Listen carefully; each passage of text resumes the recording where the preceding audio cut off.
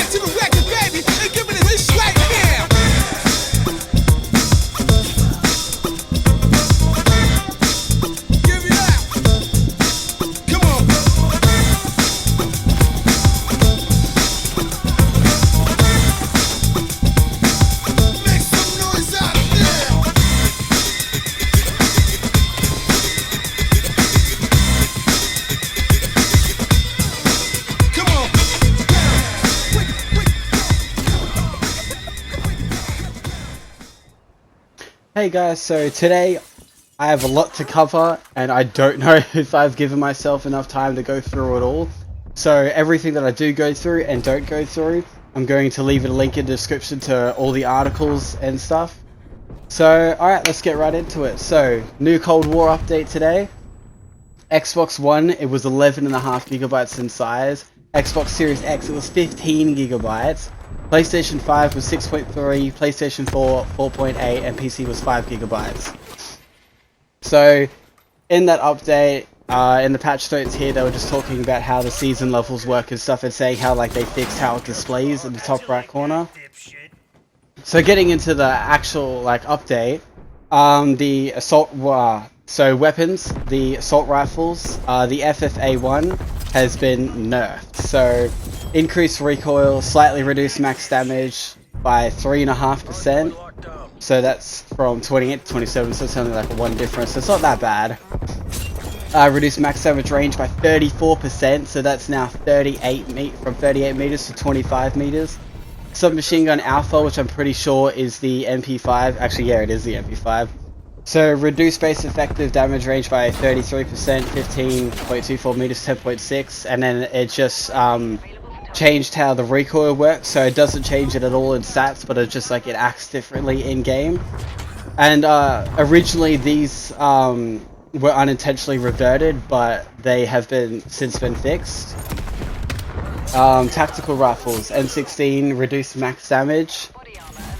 Reduced max damage range by 15%, not reduced max damage. So that's from 25.4 meters to 21.59 meters. Increased sprint to 5 times, slightly slowed move speed while firing, slightly increased delay between bursts, rebalanced fire rate bonuses on barrel attachments, and slightly reduced effectiveness of laser attachments. And that is also the same for the AUG. The Type 63 and the DMR 14 have both had a slight increase in fire rate, and rebalanced fire rate bonuses on barrel attachments. That's the same for the both of them. The LMGs, the M60 has had an improved max damage ranges and improved movement speeds. The sniper rifles did get a buff, but not how we wanted them to, or at least not how I wanted them to. So adjust sprint to 5 times to account for early blend / interruption allowed via animation system. The effective sprint to 5 times notably shorter than what is displayed in Gunsmith. We have plans to address the Gunsmith readout in a future update. Adjust movement speed impact when firing to intended values to make each shot feel more powerful. That only feels more powerful, by the way. Fine-tune barrel attachments that improve idle sway to provide a unique feel on each gun. Pistols. Only the Magnum's been changed, so slightly improved fire rate, improved max damage range, improved visibility while firing after the first shot. Shotgun Bravo, that's the Spaz, slightly reduced damage between ranges 5.8 to 7.7 meters. Getting into game modes now, hardcore, so instead of getting kicked when you kill 3 people, you now just get the damage reflected back onto you. Search and destroy, they addressed an issue where defusing the bomb could take longer than the intended 7.5 seconds. Free for all, the spawns have just been changed to now you don't spawn in front of someone where you can like see each other before the game even starts. CDL Hardpoint, they address an issue where players would spawn outside of the intended play space when playing CDL Hardpoint in custom games. Combined Arms improve the interaction when using stationary turrets in Combined Arms. Spawns, they adjusted various spawns in multiplayer game modes that could result in the player spawning above ground. Can we fix the spawn trapping next? Custom games, added score streak cost overrides to custom games. Oh, so yeah, here we go. Score streaks. So the combat bow, its ammo has been reduced from 5 to 4. Care package, the cost has been increased by 200 points, up to 2,000 now. Sentry turret has had a reduced cost, so that's instead of 2,000, it's now 1,800. So the care package is Sentry turret swap pretty much. Napalm strike has had an increased cost from 2,100 to 2,500. Air Patrol reduced costs from 3,200 to 2,700. Artillery increased cost from 2,500 to 300. Now the cruise missile, I don't know about you guys, but I kind of abuse the cruise missile a lot. So now its cost has been increased from 2,600 to 3,500. Whew. The War Machine, its cost has increased from 3,500 to 4,000. The attack helicopter, now this thing has been buffed and like slightly nerfed. So increased cost from 4,000 to 4,500, so it's just made it harder to reach pretty much. Increased damage from 50 to 75 per bullet, so it only takes like what, 2 shots to kill you now. I think that's pretty overpowered personally. Increased health from 4,500 to 5,000. They really want to make this one a formidable score streak, don't they? Decrease the duration of the screen shake from bullet impacts. That's actually pretty good because that's really bugged me. Reduce the amount of time the helicopter will stay in one place before relocating. Ugh. VTOL Escort, the cost has been reduced from 8,500 to 8,000 and increased turret burst length and reduced cooldown time. Chopper Gunner, the cost has been increased from 6,000 to 6,500 and reduced the movement on the gun when firing. Maps, Garrison, they address an issue where a player in the crawl space, oh my god I couldn't say that, crawl space, could collide with players above them. Tomahawks can now be thrown immediately at round start. Eliminations, extended time after damaging an enemy that will count toward an elimination if that enemy is killed. Alright, that sounds really weird. Alright.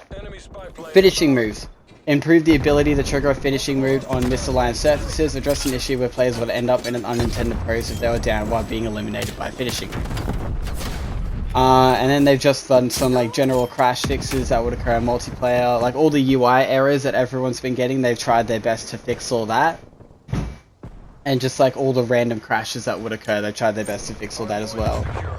So that's like all the crashes with like, that's all like general score streaks, progression, vehicles, equipment, fix upgrades.